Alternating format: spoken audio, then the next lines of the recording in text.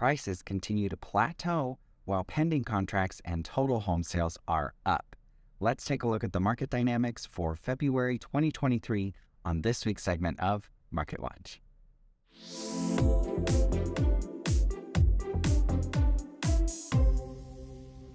Hi there, and thank you for joining me for this week's segment of Market Watch. My name is Joshua Barks. I'm an associate broker with Keller Williams Realty Boise here in the Boise area. And if you're new to the channel, we typically discuss what is going on in the housing market on a regular basis. This week, we're covering our market dynamics for February of 2023. And if you're interested in getting the full reports, we have them broken down by area. So North End, Boise Bench, Meridian, Nampa, we have it all. So just reach out and we'll be happy to get them to you. Before we get into it, please be sure to like this video and subscribe to the channel as it really helps us reach more people. So be sure to also comment your thoughts. We would love to hear what you're hearing and seeing out there as well. If you've been following along over the past several months, it'll be no surprise to hear that the market is continuing to plateau. We're seeing less sales activity than normal, though we're starting to see that spring momentum pull us forward with more pending contracts and more sales overall. In addition, we are beginning to see multiple offer scenarios more commonly again in several segments of the market. The caveat here is only the best priced homes for the condition are seeing that take place. I'm part of one this week where we're competing against 10 other offers. So we're still starting to see more options come on the market, but an increase in pending sales has caused our overall levels of inventory to flatline and in some cases drop. Because inventory is remaining tight, prices are continuing to hold their own. Yes, we're still seeing prices decline as a whole, but that rate of decline is extremely mild. We expect to see prices continue on their downward trend, but so far haven't seen any indications of prices plummeting. Overall number of homes sold in the past 12 months is down by over 35% when compared to this time last year. This falls in line with our prediction of seeing less overall homes sold this year compared to years past, which gets into our next point, the inventory problem. Inventory has been the talk of most major news outlets, really since the beginning of the pandemic. Supply versus demand. With too little supply and great demand comes increased prices. While things are normaling out a bit, we're still experiencing low inventory. Many of you might recall that we were actually complaining about low inventory prior to the pandemic, and we are barely above where we were then. One of the biggest factors in our inventory problem is that borrowing money was essentially free during the pandemic, incredibly lower than low interest rates. This led to many people refinancing, rightly so, but with so many people with sub 4% mortgage rates, many folks are deciding to stay put rather than making a move because the numbers just don't add up.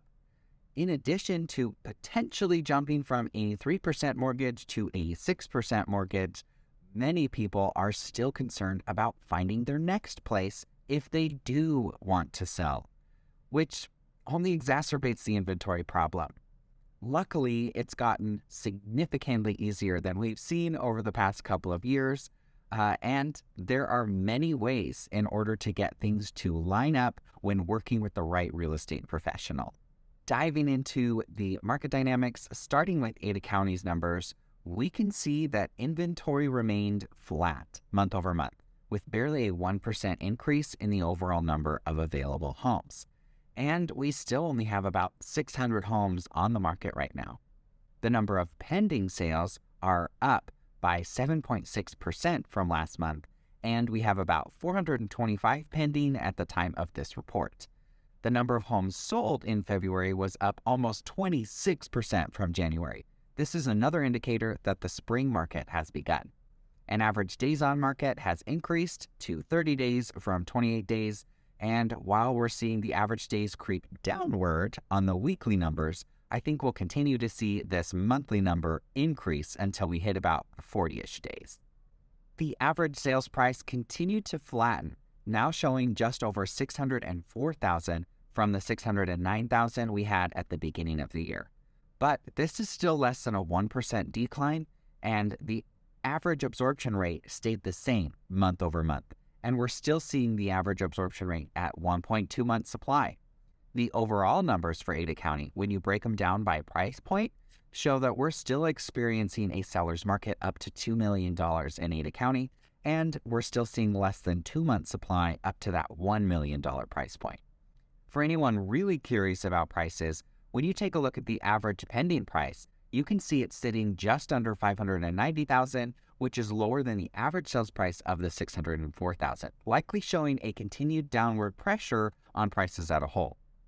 But the flip side is that you can see the average asking price is $800,000, which is still greatly above the average sold price, leading to an interesting split difference between the two. Now, it's worth mentioning that the average pending price is not necessarily what the home is actually pending for, as it's only looking at the asking price of homes that currently have an accepted offer. So this can be lower than the asking price, higher than the asking price. We don't actually know until the home closes and the data is published. So take that pending number with a grain of salt. When looking at the top 3 areas for Ada County, Garden City, who was last year's largest decline in average sales price, is still in the number 1 spot again this month, with an increase of 3.9% year to date. Southeast Meridian came in at number 2 with about 0.5% increase, and then our number 3 spot is Southwest Meridian, which actually saw a decrease of 0.2% year to date. When looking at the area with the greatest decline so far this year, Boise's North End still comes out on top, so to speak, and has a decrease in just under 3% year to date. Moving on to Canyon County, we can see similar parallels. Although inventory has gotten even worse, with another decline this month by about 17% compared to last month, and seeing less than 300 homes for sale in the entire county. On the flip side, pending sales continue to climb, and they're up 19% month over month, and the number of homes sold also increased by a whopping 54% month over month. The average sales price saw the same decline as we have in Ada County, giving Canyon County an average sales price of $433,000. Average days on market increased as well, and now is 28 days, up from last month's 25, and to no one's surprise, the declines in inventory led to a dip in the absorption rate and is now at 1.3 months supply compared to last month's 1.5 months supply. The top 3 areas for Canyon County outperformed their Ada County counterparts, with Greenleaf coming in at an increase of 6.5% year to date. Middleton edged into that number 2 spot with an increase of 0.8%, and coming in at number 3 is Northwest Caldwell with an incredible 0.1% increase, so basically the same. When looking at the area with the largest drop in the average sold price, Wilder keeps its title and is down 11.5%. While it's still in the last spot, the average sales price actually increased in Wilder by about 0.5% month over month. Mortgage rates have continued to make us cringe and are now hovering at 6.75%. This is up almost 0.5% from the beginning of the year, and the Fed has remained rather reticent about their future plans, but all signs continue to point to rising interest rates. That being said, I keep reading reports that come out suggesting that interest rates will fall by either the end of this year or early 2024. So that goes to show that no one really knows what's going to happen, but personally, I could easily see us jump over 7% through the spring, especially if we keep on the current trajectory, and then we will probably see interest rates quiet down late summer, maybe around the holidays, and then hopefully we get back down to like a 5.5% by early, mid next year, maybe next spring, but only time will tell. That's pretty much a wrap on this segment of Market Watch. I hope you enjoyed the video and found it informative.